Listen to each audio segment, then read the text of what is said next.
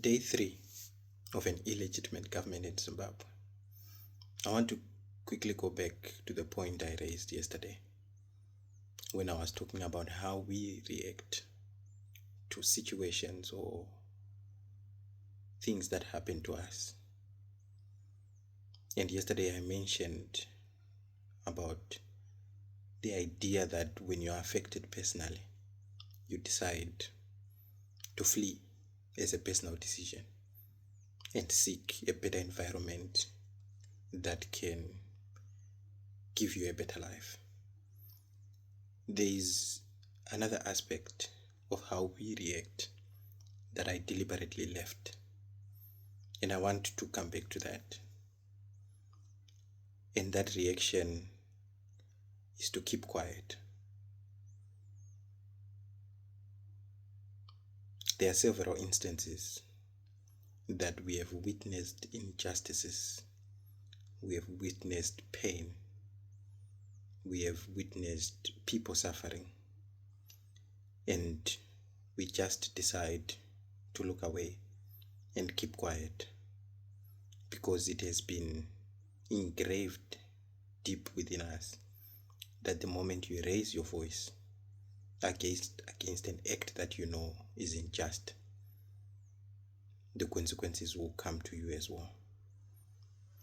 However, I want to take a slightly different angle of some of the things that we don't get to talk about, because this moment where the government has decided to lengthen its stay in a public office means something directly to you, because now your situation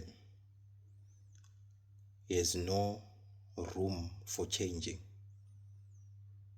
for as long as they want. For example, I'm sure there's someone out there who cannot manage their household in Zimbabwe without the help of a domestic worker. And when an announcement is made that the minimum wage will now be between $90 and $117, you know you can't afford it.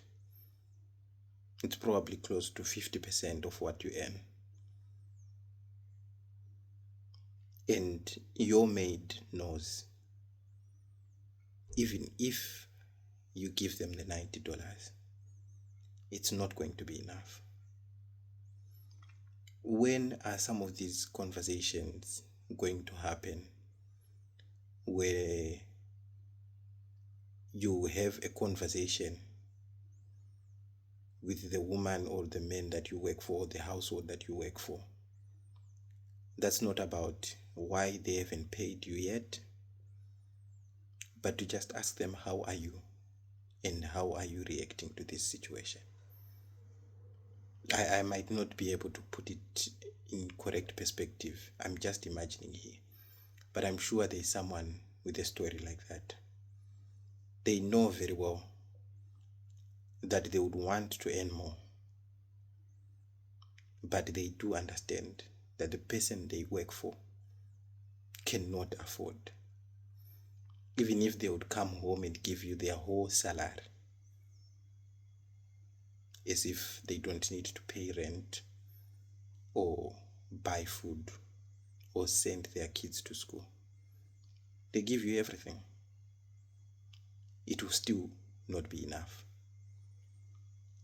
And somehow we fail to understand how this connects with the decisions that are made at the very top.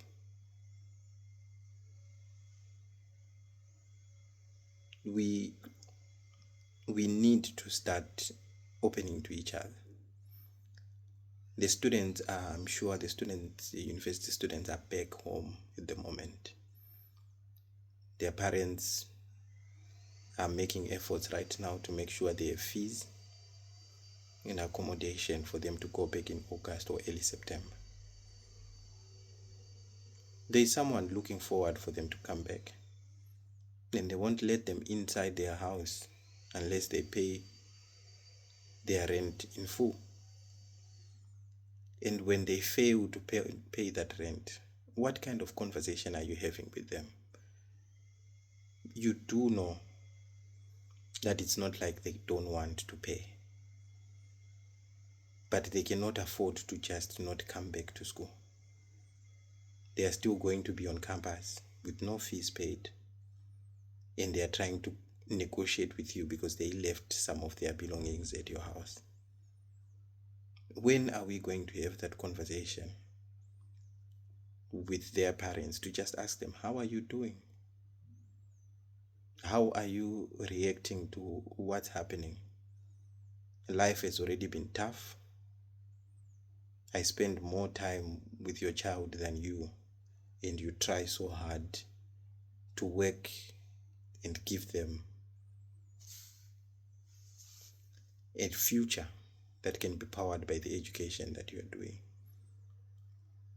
But you are struggling to bring those ends to connect. When we start having such personal conversations and how it's tough for everyone,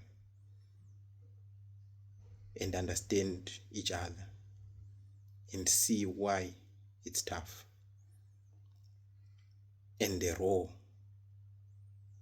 that a government plays to make things tough for you and better for themselves. They live a totally different life to you. You live a life of picking up on scraps. And when you hear that they have extended their time in office, you keep quiet, because you know if you try to speak about it, they could be talking about you being arrested. They could be talking about you disappearing. But until when are we just going to not understand each other, that we all carry the same pain? We all carry the same burden. That same burden has driven some people out of the country. That same burden has driven people to keep quiet. Some people are now being forced to come back to a reality that they know is not going to improve their life. They would rather face the threat of death in a foreign land than to go back home and die a slow death of hopelessness. I don't know how you are reacting to this and what it means to you personally, and what conversations you are having with your loved ones and the people around you.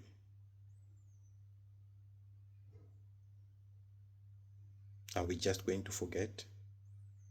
This is just day 3.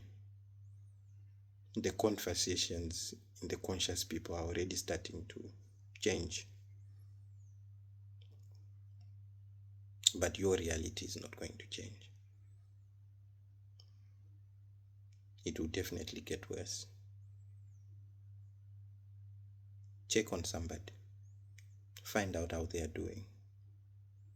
And understand that the pain that you carry, they also carry. Stop this business of just saying, mawan, pakaipa. For how long shall we say pakaipa? And swallow the pain.